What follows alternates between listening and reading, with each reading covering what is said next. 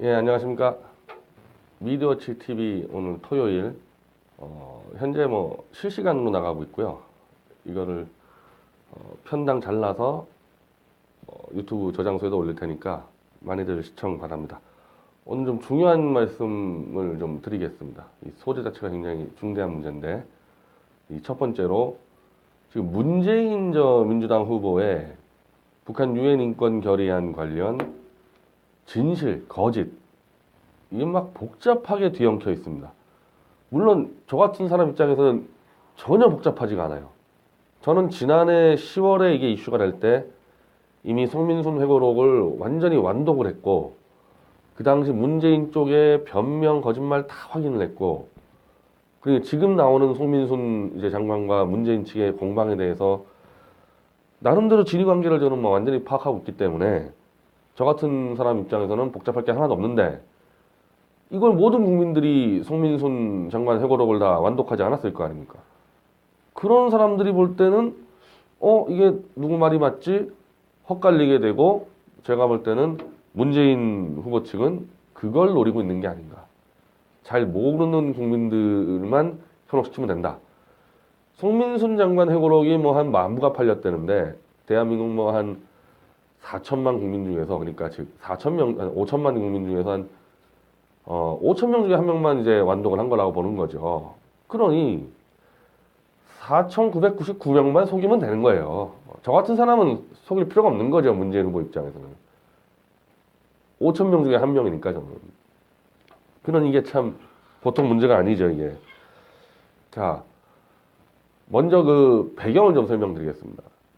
2007년도에 이 노무현 정권 당시의 외교통상부는 그 전과 달리, 그 전이라 그러면 김대중 정권 때 얘기하는 거예요. 그 김대중 정권 이후에 유엔 북한 인권 결의안이 올라오면은 대한민국 정부는 그냥 기권을 했습니다. 왜냐하면 2000년 남북 정상회담 이후로 뭐 좀 잘해보자 뭐 이런 분위기 때문에 기권을 했고, 국민들이나 야당도 그렇게 이거가지고 시비를 안 걸었었어요. 근데 이제 문제가 된 게 2006년도 10월에 김정일이 핵폭탄 실험을 해버리니까 이때부터 이제 완전히 바뀌는 거죠. 뭐 쉽게 얘기하면 이제 햇볕 정책이 파탄이 나고 안보 정국이 초래되는데, 그럼 2006년도 11월 달에 북한 유엔 인권 결의안은 항상 매년 11월 달에 올라갑니다. 그때 어떻게 했냐? 노무현 정권에서 찬성했습니다. 그때 처음으로 찬성한 거예요. 김대중 정권 이후에. 핵폭탄 실험을 해버리니까 어쩔 수 없었던 거죠. 근데 2007년도가 왔어요. 근데 2007년도는 10월 4일 날 노무현 김정일 회담이 있지 않았습니까? 그러니까 회담을 해놓고 북한 인권 결의안을 찬성을 해? 김정일이 화내지 않을까? 이런 흐름이 있었던 거고, 송민수 외교통상부 장관의 입장에서는 2006년도부터 대한민국 외교통상부가 주도해서 북한 인권 결의안을 좀 찬성을 좀 통과시켜달라, 이렇게 외교를 해왔단 말이에요. 그리고 외교통상부 입장에서는 자기가 다 해왔는데 이제 나가서 자기가 기권해라, 도저히 받아들일 수가 없었던 겁니다. 그래서 이게 논쟁이 붙은 겁니다, 이게. 그래서 2007년 11월 15일 청와대 본관에서 문재인 비서실장, 백종천 외교안보실장, 김만복 국정원장, 이재정 통일부 장관, 김장수 국방부 장관, 송민수 외교통상부 장관, 이 6명이 회의를 합니다. 6명이 회의를 해요. 여기서 송민순 장관의 이야기는 나머지 4명이 다 문재인 포함, 야, 나 기권해야 된다. 이번에 우리가 찬성하면 김정일이 화낼 거다. 이렇게 나왔고, 송 장관 혼자만 무슨 소리냐? 지금까지 외교통상부가 쭉 해왔고, 우리가 지금 도와달라 그랬는데, 유엔에다가 찬성해야 된다. 1대4로 붙었어요. 그리고 김장수 국방장관은 아무 말도 하지 않았다는 게 이제 송민순 장관의 회고록의 얘기고, 김장수 장관은 나중에는 이제 자기는 찬성했다. 인권결의안에 이렇게 나왔습니다. 이게 나중에 굉장히 중요한 문제가 됩니다. 어쨌든 이렇게 돼가지고 붙었는데 1대4로 문재인 비서실장이 이거를 이렇게 찬반 나뉜 거를 노무현 대통령에게 올리면은 대통령이 부담스러워하니까 그냥 우리끼리 다수결로 해서 기권하기로 결정했다. 이렇게 해서 대통령한테 보고하자. 이래버렸습니다. 그러니까 송민순 장관이 안 된다. 대통령에게 소수 의견도 보고가 올라가야 된다. 당신들 4명 기권하면 기권한다 그러고 나는 소수 의견으로 찬성 올리겠다. 이래서 이 회의에서 결정이 못 난 겁니다. 문재인이 그냥 끝내려고 그랬었습니다. 이 기권으로 한꺼번에. 그래서 다음날 노무현 대통령이 참여하는 회의를 다시 합니다. 근데 이게 이 당시 북한의 총리가 한국에 와 있었을 때였어요. 이 14정상회담의 이 후속 조치를 논의하려고 노 대통령이 북한 총리를 만나고 일로 온 거예요. 그 6명에다가 플러스 원 노무현 해가지고 7명이 서별관에서 회의를 합니다. 서별관이 왜 중요하냐면은 아까 15일 전날 회의는 청와대 안 가서 했기 때문에 대통령 기록물에 남아있을 가능성이 높고 16일하고 18일은 서별관 회의니까 기록물이 없다. 기록물이 없는 겁니다. 그래서 거기서 회의를 하는데 똑같은 문제가 또 벌어진 겁니다. 전날하고 똑같습니다. 계속 이제 이 문재인 중심으로는 기권해야 된다 그러고 송민순 장관은 안 된다 그러고 또 결론이 안 났다는 거야. 또 결론이 안 나서 이제 노 대통령은 이제 저 청와대로 들어가고 이제 안가로 송민순 장관이 이 장문의 친필 상소를 씁니다. 노 대통령에게. 이렇게 하면 큰일 난다. 이렇게 하면은 나라의 국격이 무너지고 정말 웃음거리 되고 큰일 난다 해서 상소를 올렸습니다. 그래서 노 대통령이 다시 논의해봐라. 그래서 18일 날 또 서별관 회의를 엽니다. 이때는 노 대통령이 없고 다시 그 6명. 근데 역시 차이가 없는 거예요. 역시 차이가 없이. 근데 이제 송민순 장관이 계속 안 된다 그러니까, 기권 안 된다 그러니까, 김만복 국정원장이 우리 북한에게 물어보자. 북한이 어떻게 생각하는지 물어보자. 이렇게 된 겁니다. 그러니까 송민순 장관이 물어보나 마나 북한은 너희들 찬성하면 죽어 이렇게 나올 텐데 뭐하러 물어보냐. 그래서 송 장관이 또 반대를 하니까 문재인 실장이 이거는 북한에 한번 사전 통로를 통해서 확인한 다음에 결정을 하자. 이렇게 일방적으로 결정을 내렸다는 거예요. 송민순 장관의 회고록에서 볼 때는.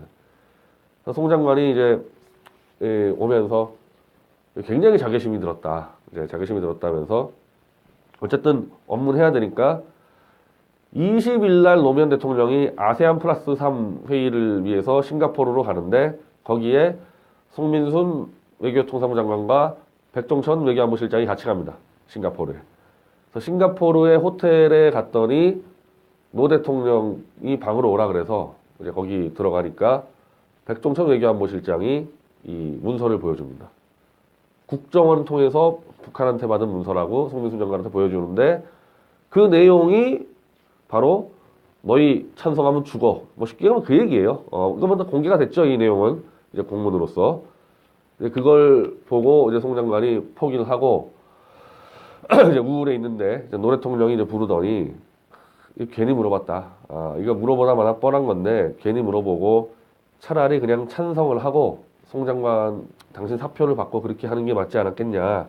근데 이미 뭐 김정일이가 너희 찬성하면 죽어 이렇게 공문까지 보냈는데 어쩌겠냐. 그냥 우리 기권하자. 이렇게 됐다는 겁니다. 이게 지금까지 송민순 장관 회고록에 나와 있는 정확한 상세 내용이에요. 그러면 문재인은 여기 대해서 뭐라고 항변했냐. 지금이 아니라 지난해 10월에 이게 지난해 10월에 이슈가 됐던 겁니다. 그러다가 손석희 게이트가 덮쳐가지고 이제 잠복이 된 건데 문재인의 입장은 기억이 안 난다로 일관했습니다. 전체가 기억이 안 난다는 거예요. 전체가. 김정일에게 물어봤니 안 받니 그 자체도 기억이 안 나고 본인이 어떤 입장이었는지도 기억이 안 나고 심지어 그럼 15일 날 회의할 때 본인은 북한 유엔 인권 결의안을 찬성했니 반대했니 그것도 기억이 안 난다. 그래서 그때 욕 엄청 먹었습니다. 그 당시에. 프로세스가 기억이 안 날 수는 있어요. 근데 당신의 입장이 뭐였는지 기억이 안 난다? 북한 유엔 인권 결의안이라는 외교안보에 중차대한 사안이 올라왔는데 대통령 비서실장이 자기의 입장이 기억이 안 난다는 거예요. 그 당시에서 저랑 황장수 소장이 이거 방송을 했어요. 이거 가지고. 우리는 당연히 거짓말이라고 생각을 했죠. 기억이 안 날 수가 없지 않습니까? 근데 뭐 나중에 또 치매 논란을 보니까 아이씨 진짜 기억이 안 날 수도 있겠다. 이 사람이 이게 치매라면은 이렇게 바뀌었는데 근데 거기서 본인은 기억이 안 나는데 당시 문재인 비서실장의 측근들이었던 지금의 김경수 국회의원, 홍익표 국회의원은 대신 기억을 해줍니다. 문재인 비서실장은 당시 유엔 북한 인권 결의안에 찬성을 했다. 그래서 문재인 씨한테 물어보니까 나는 기권했을 것 같은데 왜 찬성했는지 모르겠다. 이게 완전 코미디였어요. 지난 10월달 상황이. 그 손석희 게이트만 없었으면요. 제가 볼 때 문재인 그때 끝났습니다. 근데 시간이 좀 이제 있다 보니까 다시 또 알리바이들을 만들어 놓은 것 같은데 첫 번째 알리바이가 바로 무너지죠. 지금 문재인 씨 얘기하는 거는 이제 와서 얘기하는 거는 이제 또 기억이 났나 봐요. 최근에는 15일과 16일 날 이미 결정이 났다. 이 결정이 났기 때문에 북한에 물어볼 필요가 없었다. 이렇게 나오고 있는데 자, 그의 측근들 얘기하는 대로 문재인이 찬성을 하고 김장수 국방장관도 찬성했다 그랬어요. 그럼 송민순 장관 합쳐가지고 3명이 찬성하는 겁니다. 그럼 저기 김만복, 이재정, 백종천 셋 기권 3대 3이잖아요. 지금 문재인 쪽 얘기만 들어봐도 3대 3 아닙니까?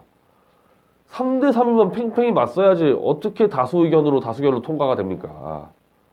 지금 문재인 쪽 얘기는 15일 날 다수결로 통과가 돼서 16일 날 노무현이 결정했다는 얘기인데 다수결로 통과될 수가 없잖아요. 문재인이 찬성했었으면은. 문재인 찬성 자체가 거짓말이든지 다수결이 거짓말인데 제가 볼 때는 문재인 찬성이 거짓말이겠죠. 문재인이 북한 인권 결의안을 찬성할 사람입니까? 그래서 사실 문재인도 이렇게 해명을 했어요. 지난해. 나는 찬성했을 리가 없는데 내 측근들이 찬성했다 그래서 참 이상하다. 그렇죠. 찬성했을 리가 없죠. 앞장서서 기권을 주도했는데요. 이미 거기서 거짓말이 이미 걸려버린 거고 16일 날 그러면 노무현 대통령이 주재했던 같은 회의에서 결정이 났냐? 결정이 났을 리가 있습니까? 그때 결정이 났는데 18일 날 회의는 또 왜 해요? 결정 났은 거에서 발표를 해야죠. 그럼 18일 날 결정 났냐? 결정이 났을 리가 없죠. 아니 결정이 났으면은 그 빡빡한 스케줄에 아세안 회의 때 가서 싱가포르 가서 왜 그걸 발표합니까? 가기 전에 발표하면 되죠. 그때까지 결정이 안 난 거예요. 18일까지도 결정이 안 나고 송민순 장관 말대로 문재인이 주도해서 김정일한테 한번 물어보자. 그 답변을 기다린 겁니다. 답변을 기다렸기 때문에 20일 날 김정일한테 답변을 받고 그 답변 받은 다음에 21일 날 싱가포르에서 천호선 대변인이 발표를 합니다. 천호선 대변인이 발표를 해요. 천호선 대변인의 당시 발표 내용은 이미 다수결로 확정이 됐는데 다수결로 결정이 났는데 여러 가지의 이 정황과 이런 문제 때문에 늦게 발표했다. 자, 그 정황이 뭐겠어요? 여러 가지의 정황이. 첫 번째는 송민순 장관이 끝까지 반대하는 거. 두 번째는 북한 김정일이의 지령을 받는 거. 이게 두 가지 아니겠습니까? 그 두 가지가 아니고서야 왜 16일 날 결정난 거를 21일 날 싱가포르 가서 발표합니까? 그 당시 국내 여론도 이거 왜 빨리 발표 안 하냐 이렇게 있었단 말이에요. 그러면 단지 송민순의 그 한 명의 그것 때문에 발표를 못 한다? 아니 송민순 장관이 지금 6명의 외교안보 장관 회의 때 지금 자기들 얘기만 들어보면 한 명만 반대했다는 건데 한 명이 반대한다고 발표를 못 해요? 뭔가 있었겠죠. 뭔가. 그 뭔가가 지금 얘기하는 북한 김정일의 지령 아닙니까? 자, 이런 경우는 송민순 장관의 회고록이 굉장히 상세하고 구체적으로는 날짜하고 시간 다 나옵니다. 그 논리로 보면 쫙 맞아 떨어지는데 문재인 쪽 얘기를 들어보면은 하나도 안 맞아 들어가요. 아까 찬성 그 쪽수부터 안 맞아 들어가고 발표 시기부터 하나도 안 맞아 들어갑니다. 하나도 안 맞아 들어가요. 저는 뭐 송민순 장관 말이 100% 진실이라고 생각을 하는데 지금 논쟁에서 그럼 지금 핵심이 뭐냐? 일단 지금 문재인을 공격하는 사람은요. 지난해 김경수 홍익표가 얘기했듯이 문재인 당신 입장 뭐였냐부터 물어봐야 돼요. 찬성이었냐 반대였냐. 당신 입장은 뭐였냐. 지금 그거 아무도 안 물어보는데 일단 그거부터 물어보고 그럼 당신이 찬성했는데 저거 어떻게 다수결로 저게 통과가 되냐. 이게 따져 들어가고 그리고 통과가 됐는데 왜 21일 날 발표를 하냐. 그리고 북한에서 지금 지령 들어온 거는 확인됐죠. 송민순 장관이 공개했기 때문에. 그럼 국정원은 도대체 그 당시에 북한에게 어떤 메시지를 보냈길래 이런 지령이 들어왔냐. 지금 문재인 쪽 입장은 우리가 기권을 통보했다. 북한에. 아니 북한에게 기권을 통보했으면은 잘했다 이래야지. 답변 날라온 거는 너희 찬성하면 죽어 이렇게 나왔습니다. 기권 통보했는데 왜 찬성하면 죽어라는 답변 날라오니까. 물어봤으니까 답변 그리 날라왔겠죠. 즉 우리 찬성해도 될까요? 이렇게 물어봤던지 우리가 어떻게 했으면 좋겠습니까? 이렇게 물어봤던지. 그러니까 찬성하면 죽어죠. 김정일 장군님을 위해서 우리가 기권해 드렸습니다. 그런데 왜 저런 답변입니까? 말도 안 되는 얘기예요. 근데 지금 보니까 문재인 쪽 전략은 5월 9일까지만 시간 끌어서 이 송민수 회고록을 어차피 모든 국민이 안 읽었으니까 대충 버텨가겠다. 대충 버텨가겠다. 그리고 대통령 기록물 그 문제 굉장히 복잡한 문제예요. 일단 그게 기록물에 남아있는지 없는지도 확인이 안 되고 있어요. 그거 확인하는 데 시간 걸리고 확인이 돼도 국회의원 3분의 2의 동의가 있어야지 연락 가능합니다. 그 시간 끄는 거예요, 지금. 대통령 먹고 보자. 지금 그거 아닙니까? 그리고 여기에 홍준표 후보가 고의인지 실수인지 문재인에게 굉장히 도움을 주는 행동을 하고 있습니다. 대통령 기록물 꺼내보자고 처음 얘기한 게 홍준표예요. 지난 2차 토론회 때. 저 깜짝 놀랐습니다. 그 당시 NLL 문제 가지고 김정일 노무현 그 대담 문제 가지고 그걸 꺼내버리면 많이 가지고 한 게 논쟁한 게 2달이었거든요, 그때. 지금 이 시점에서 대선 2주 남았는데 대통령 기록물 꺼내보자. 자, 문재인 꺼내보자는 거예요. 꺼내보는데 야, 절차는 니네가 알아서 해. 절차를 맞춰가는 게 보통 문제가 아니거든요. 그거 꺼내보자로 답 보기 시작하면요 5월 9일까지 답 안 나옵니다. 이거 누가 청구했어요? 홍준표가 청구했습니다. 꺼내자마자 문재인이 좋다고 기록물 보자 이렇게 나오고 있는 겁니다. 이거 방향 잘못 갔습니다. 기록물 꺼내보자고 물으면 안 되는 거고 문재인 당신 입장이 뭐냐고 치고 갔어야 되거든요. 근데 이거 홍준표 후보가 지금 문재인 도와주는 게 한두 개가 아니에요. 저는 이거 절대 우연이라 보지 않습니다. 지금 다음 3차 토론회 때 홍준표 씨는 좀 기대를 안 하고 유승민, 안철수도 기대를 안 하고 그나마 유승민이 제일 나아요. 안보 문제에서는. 이거 홍준표 후보 잘 보겠습니다. 3차 토론회 때 또 저런 식으로 문재인을 의도적으로 편드는 발언하면요. 이거 뭐 100% 둘이 유착이라고 저는 확신을 합니다. 일단 1편 방송은 여기서 마치고요. 지금 생방은 이어집니다. 우리가 녹화 방송을 올릴 때 자르기 위해서 지금 정리하는 거거든요. 예, 미디어워치 시청자 여러분 감사합니다.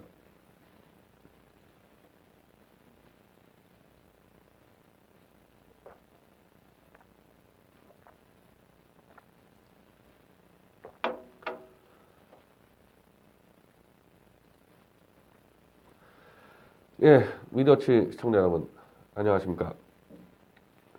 1편에 의해서 지금 2편을 그대로 생방으로 하고 녹화로 보시는 분들은 이렇게 잘라서 보도록 되어 있습니다.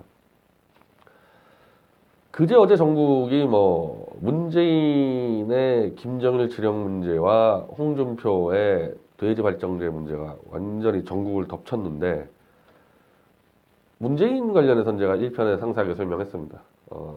그야말로 국민을 개 돼지로 보고 시간만 끌어서 버티겠다 이 전략을 나오고 있고 홍준표 후보도 제가 볼 때는 국민을 발정제 먹인 개 돼지로 우리가 쓴 자서전에서 사실관계가 다르다?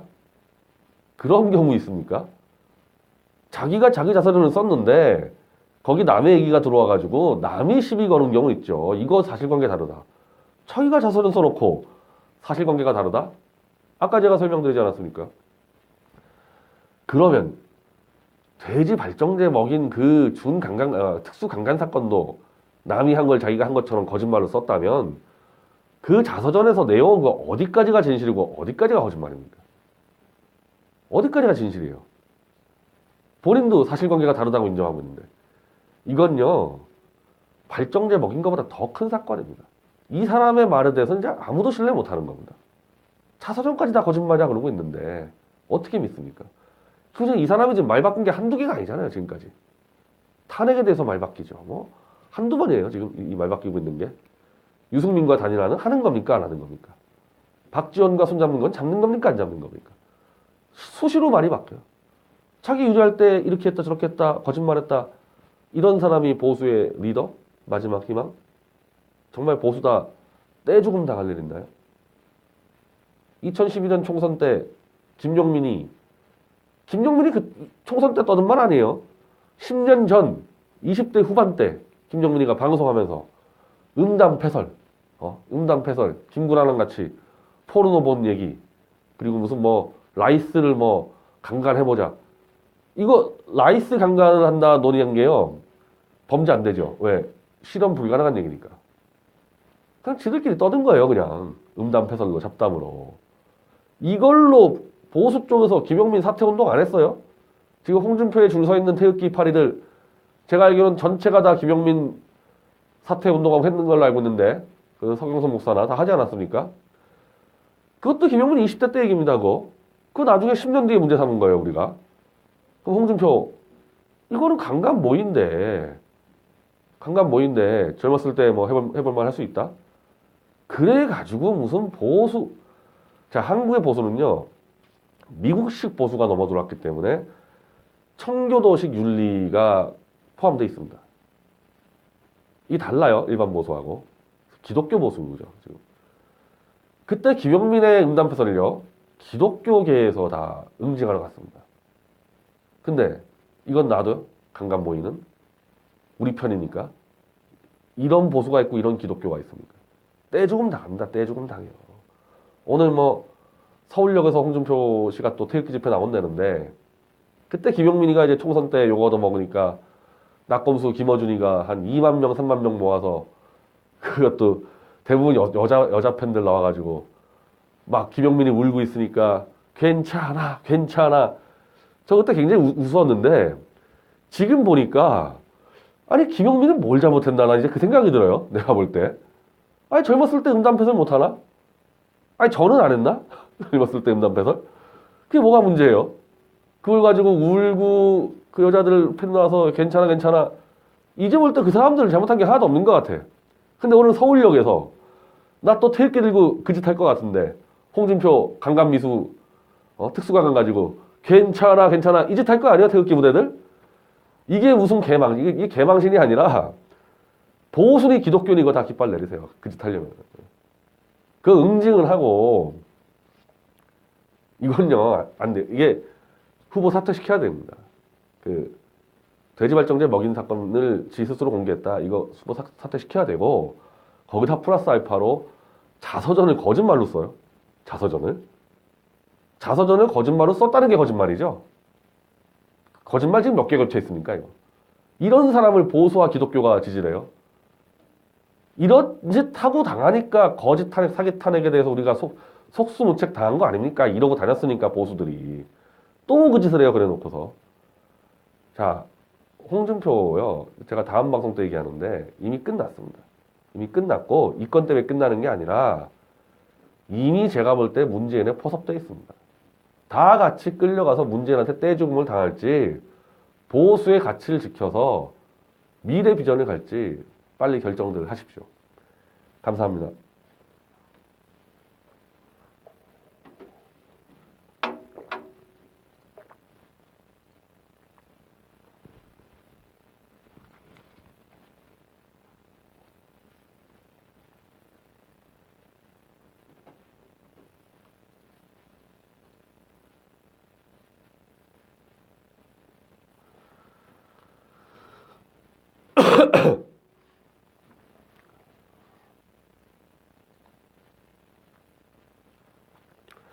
예, 미디어치 시청자 여러분. 오늘 또 2시에 이 대한문 조원진 후보 유세를 앞두고 사안이 좀 중요하다 해서 방송 3편을 연달아 하고 있습니다. 어제도 뭐 제가 대구, 경남을 같이 갔다 와서 목 상태가 안 좋은데 생방으로 하다 보니까 방송 3개를 연달아서 하게 되는데요. 첫 번째 방송을 문재인의 김정일 지령 관련 거짓말, 두 번째 방송을 홍준표의 돼지 발정제 관련 거짓말, 이 둘이 엮었는데 제가 아무리 어제 밤부터 오늘까지 고민해도 이 둘이 한 팀이라는 생각을 갖게 됐습니다. 문재인, 홍준표가 한 팀이에요. 이거 뭐 도리 없습니다. 제가 결정적 증거는 없지만 정황상 저는 확신을 갖고 있어요. 이걸 하나하나 설명드리겠습니다. 홍준표 후보가 좀 뜬 게 정치인 중에서 최초로 대권 출마한 사람 중에서 노무현 가족 640만 달러를 거론하겠다. 이거 환수하겠다. 권양숙 노건호한테 돈 받아내겠다. 저는 그 당시 김준태 후보를 지지했지만은 거기에 대해서는 제가 엄청 박수를 쳤어요.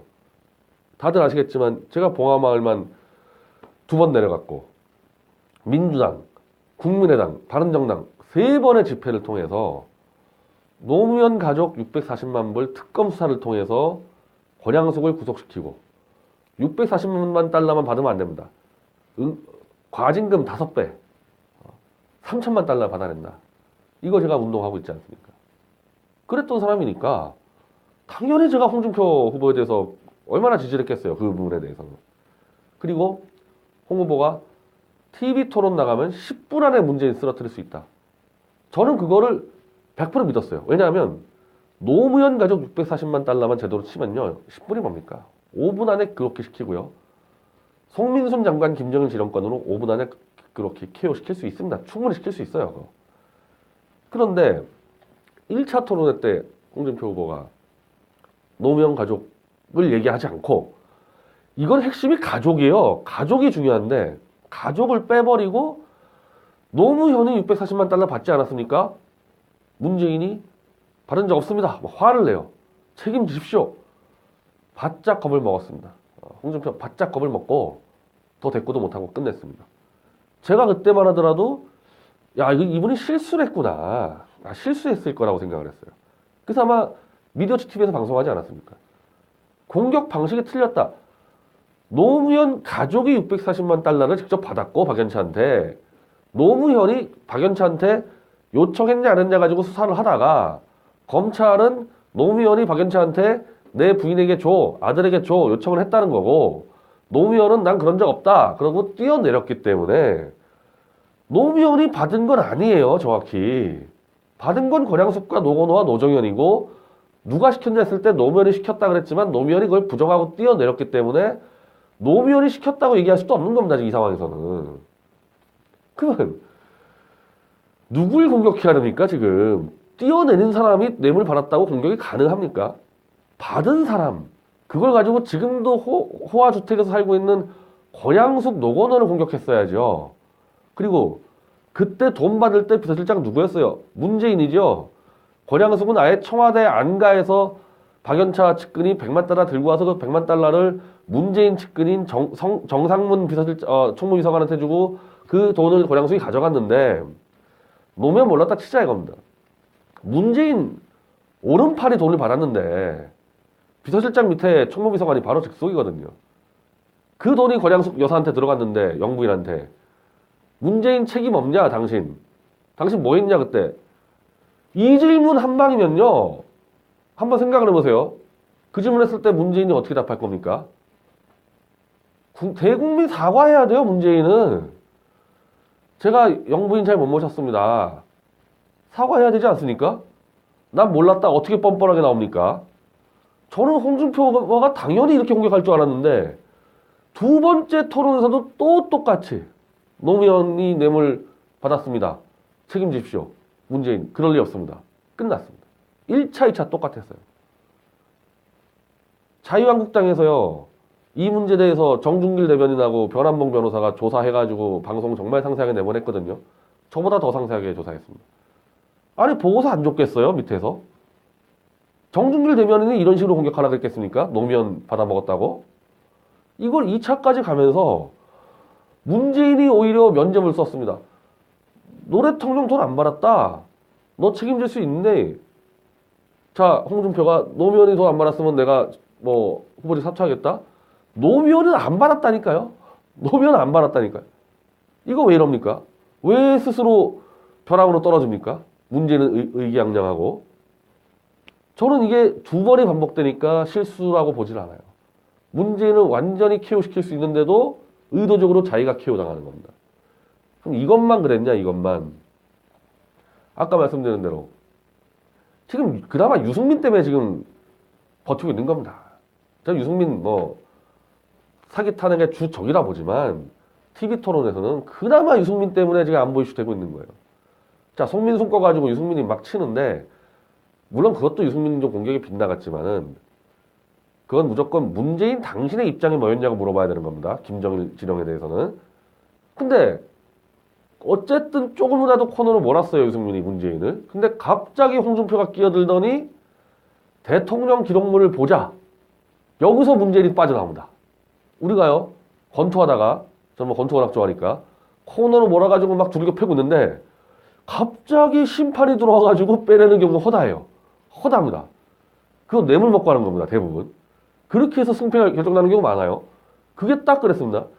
유승민이 잘은 못했지만 어쨌든 코너로 몰고 있는데 중간에 들어와서 이건 대통령 기록물을 보면 됩니다 해버리니까 문재인이 봅시다 하면서 지금 현 정권이 보여주면 될 거 아니냐 봅시다 빠져나갔습니다.